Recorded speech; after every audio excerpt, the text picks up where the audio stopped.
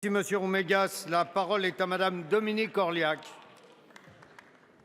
Monsieur le Président, Monsieur le Ministre, Madame la Présidente de la Commission des Affaires sociales, mes chers collègues, nous nous apprêtons enfin à voter en troisième lecture ce PLFSS 2014. Pour commencer, je voudrais rappeler ici ma satisfaction concernant les dispositions introduites notamment dans les articles 45 et 51 lors de notre discussion en seconde lecture et touchant au pouvoir d'achat des retraités les plus modestes. L'allocation de solidarité aux personnes âgées sera revalorisée 2 fois en 2014, une première fois au 1er avril comme cela a été prévu par l'article 4 dans le projet de loi sur les retraites, une deuxième fois au 1er octobre en même temps que l'ensemble des pensions. Cette double revalorisation permettra de porter le montant minimal de ressources garanties à nos concitoyens les plus âgés au-delà de 800 € par mois. Elle simplifiera également leur situation puisque l'ensemble de leurs pensions de base seront revalorisées simultanément à compter du 1er octobre 2014. Cette mesure bénéficiera aux 550 000 bénéficiaires de l'ASPA.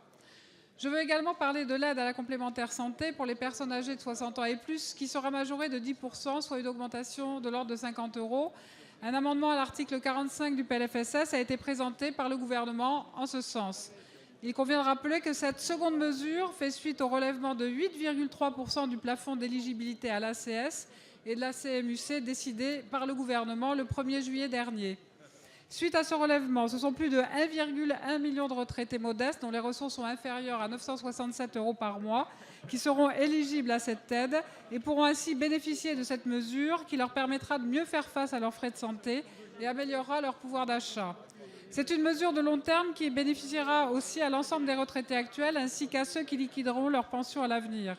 Au-delà de la majoration de son montant, l'accès à l'ACS est par ailleurs renforcé par le PLFSS 2014 qui prévoit la mise en place d'appels d'offres par les mutuelles et une meilleure information sur le dispositif qui doit être envisagé. Ces deux mesures fortes en direction des retraités les plus fragiles sont plus que bienvenues.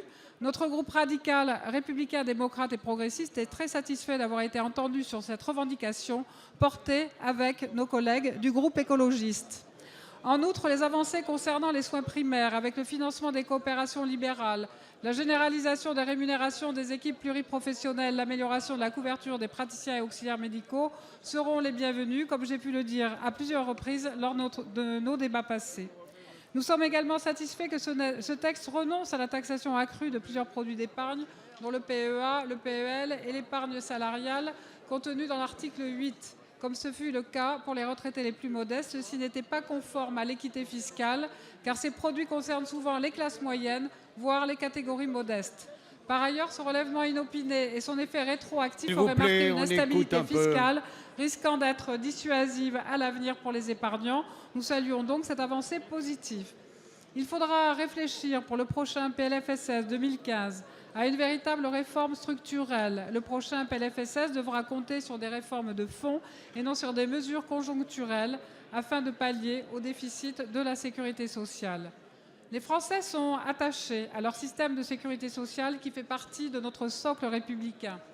Le rendre pérenne et financièrement supportable pour tous, et notamment les jeunes générations, est un défi immense, mais nous avons bonne confiance en vos capacités pour trouver de nouvelles pistes sans forcément revenir sur des économies basées sur l'industrie du médicament, génératrice d'emplois avec la recherche. Fidèle à la majorité gouvernementale, le groupe radical, républicain, démocrate et progressiste votera donc ce PLFSS 2014 en vous donnant rendez-vous l'an prochain, en espérant pour cette prochaine année que votre projet de loi de financement de la sécurité sociale puisse aborder ces réformes structurelles importantes qui permettront de pérenniser notre sécurité sociale pour les années à venir. Je vous remercie. Merci.